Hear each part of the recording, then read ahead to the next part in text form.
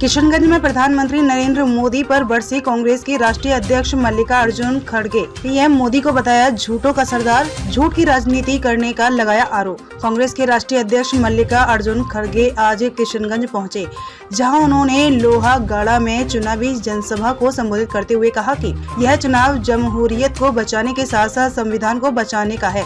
उन्होंने कहा कि कोई हिंदू के नाम पर तो कोई मुसलमान के नाम पर आपको भड़काने की कोशिश करेगा, लेकिन आपको गुमराह नहीं होना है। अगर गुमराह होते हैं तो ये लोग संविधान बदल देंगे। उन्होंने प्रधानमंत्री नरेंद्र मोदी पर निशाना साधते हुए कहा कि 2014 का चुनाव हो या 2019 का चुनाव, जितने भी वादे किए गए थे, एक भी वादा नरेंद्र मोदी ने पूरा नहीं किया है। उन्होंने कहा कि मोदी जी झूठों का सरदार है। उन्होंने कहा कि आज राजद, सीपीएम, सीपीआई, कांग्रेस, हम सभी एकजुट होकर मोदी के खिलाफ लड़ रहे हैं और हम लोग सरकार बनाएंगे। मालूम हो कि किशनगंज लोकसभा सीट पर दूसरे चरण में आगामी 26 अप्रैल को मतदान होना है। कांग्रेस राष्ट्रीय अध्यक्ष यहां कांग्रेस के निवर्तमान सांसद डॉक्टर जावेद आजाद के चुनाव प्रचार में पहुंचे थे। इस मौके पर निवर्तमान सांसद डॉक्टर जावेद आजाद, अखिलेश प्रसाद सिंह, तौसीफ आलम, इमाम अली उर्फ चिंटू पिंटू चौधरी सहित अन्य लोग मौजूद थे। किशनगंज से जियाउर रहमान खान की रिपोर्ट।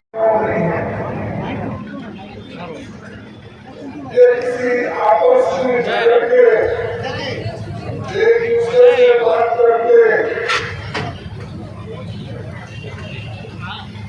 कीचड़ उछालने का चुनाव नहीं है। ये चुनाव है देश को बचाने का। ये चुनाव है देश के डेमोक्रेसी को बचाने का। ये चुनाव है देश के संविधान को बचाने का। जमहूरियत के साथ संविधान को भी बचाना है।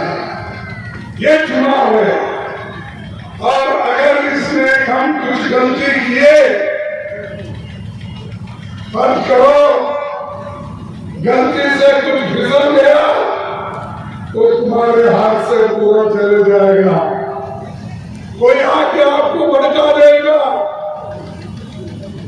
मुसलमानों के नाम पे भड़काएगा, कोई आके हिंदुओं के नाम पे भड़काएगा, कोई आके आपको किसी और जाति धर्म के नाम से भड़काएगा।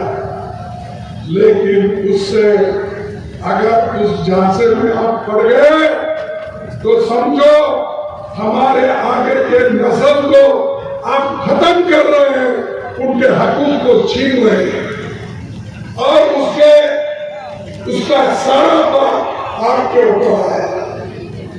इसीलिए मैं चाहता हूं भाइयों, आपको एक तरफ तो ये देखना है और दूसरे तरफ आपको ये भी देखना है कि मोदी जी ने कितने वायदे किए, उसमें कितने उन्होंने निभाया और उन्होंने क्या क्या नहीं किया। 14 के इलेक्शन में कुछ कहा, 19 के इलेक्शन में कुछ कहा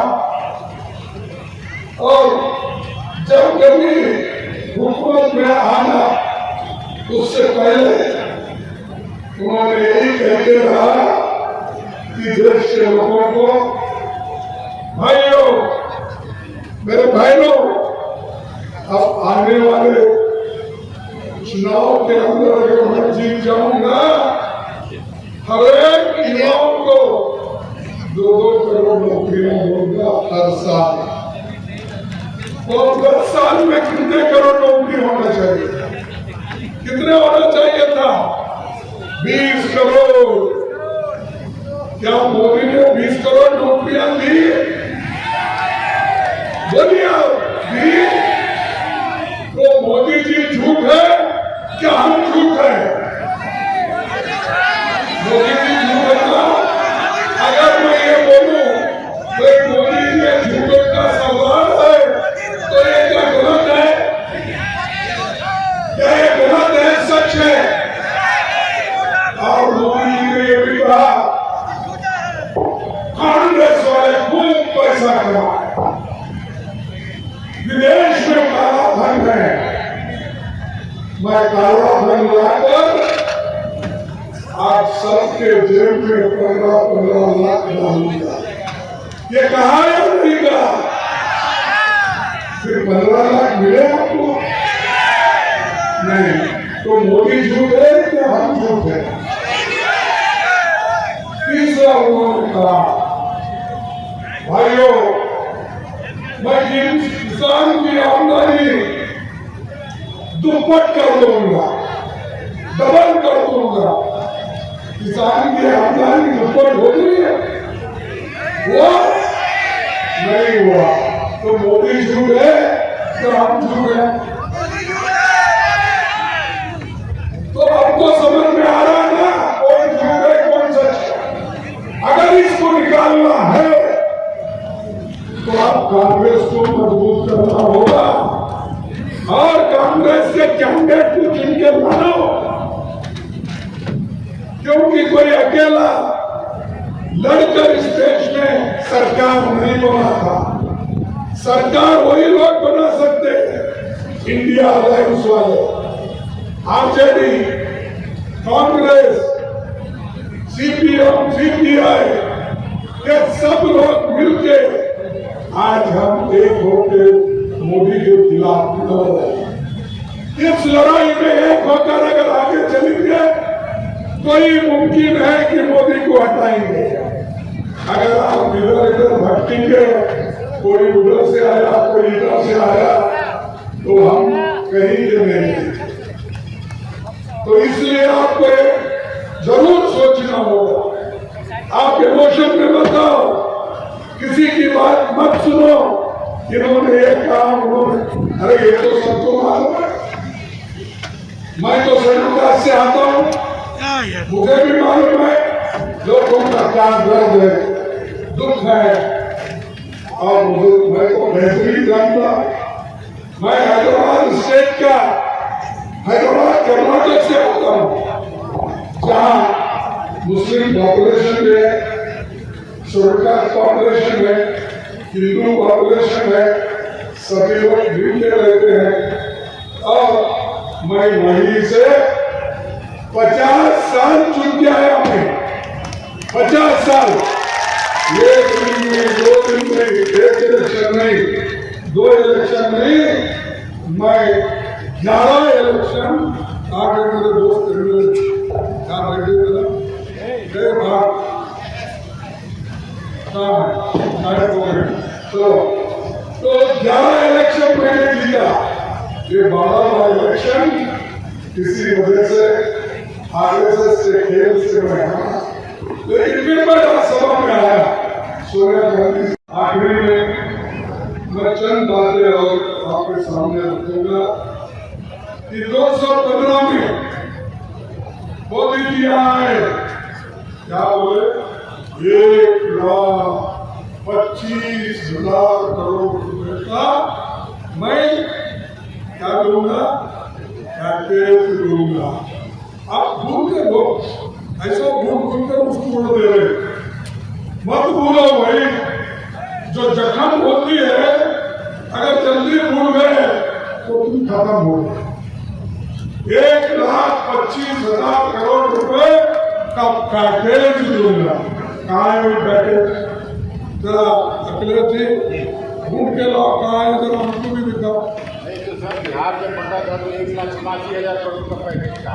अरे अब बोल रहा हूँ नहीं, 1,25,000 वाला मोदी ने किया, वो क्या तुम्हारे घर में है क्या उसके घर में है?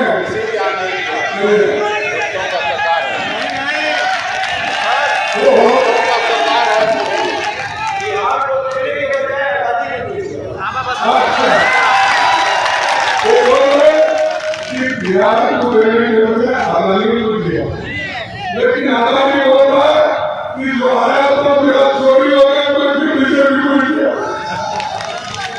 इलेक्शन में वापिस फिर बीजेपी को ही दिया। तो ये ऐसे लोग हैं, तो इसीलिए आप इससे दूर रहे। और आगे बात हमारे नीतीश जी, अब हमारे तेजस्वी हमेशा बोलते हैं चाचा चाचा। अरे चाचा ने तो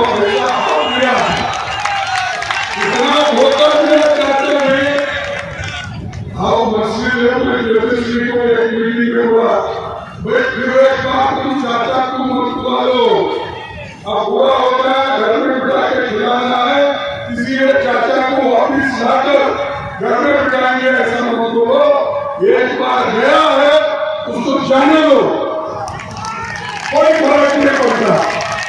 जो आदमी अधूरा होता है, अधूरा उसूलों का होता है, वो सबसे डेंजरस होता है, क्योंकि कम से कम उनको बीजेपी की नीति मालूम होता है, क्या आइडियोलॉजी है बीजेपी का, आरएसएस का मालूम होता है।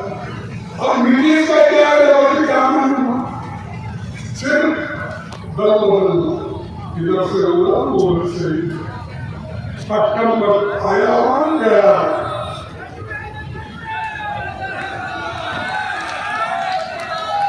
इसीलिए आप उनको भूल जाओ, उनके कैंडिडेट को भी भूल जाओ। पैसा भी मुस्लिम लीग का कैंडिडेट भी आया, उसको भी भूल जाओ, क्योंकि इस देश में हुकूमत को नहीं बना सकता, लेकिन अपने वोटों को वोट सकता। ये ध्यान में रखो, अगर एक बार मुसलमानों के वोट टूटे, दलितों के वोट टूटे, गरीबों के वोट टूटे, किसानों के वोट टूटे, मजदूरों के वोट टूटे, तो तुमको परेशानी सदा के लिए है। इसीलिए मैं ज्यादा कुछ नहीं कहता, मैं यही कहूंगा कि अब हमारी गारंटी उससे बचा है, ये हमारा ईमान। एक तरफ संविधान, एक तरफ डेमोक्रेसी, एक तरफ युवाओं को एम्प्लॉयमेंट देने का, दूसरी तरफ आज जो प्राइस ज्यादा कुर्ते बोले उसको घटाना, ये हमारा एम है। लेकिन फिर भी आप हमको पूछते रहते हो कि क्या किया, मैं बताता हूँ क्या किया। देखिए 2014 में पेट्रोल का दाम कितना था, 66 रुपीज, 66 रुपए। 2024 में कितना है? अरे कोई पैसे लेके पेट्रोल डाल देगा, 97 रुपीज है या 110 रुपए है। मेरे दोस्त यूपीए की गाड़ियां लेके ये है, ये पढ़ो कि उन्हीं के आंकड़े हैं जो पार्लियामेंट में हमको दिया। और डीजल की कीमत मेरे जमाने में, मेरे यूपी के जमाने में, कांग्रेस के जमाने में 52 रुपए था, अब क्या है 90 रुपए। 90 रुपए, 52 के 90। यूपीए के जमाने में 414 था, आज 903 रुपए, यहाँ तक पहुंचने में 100 रुपए।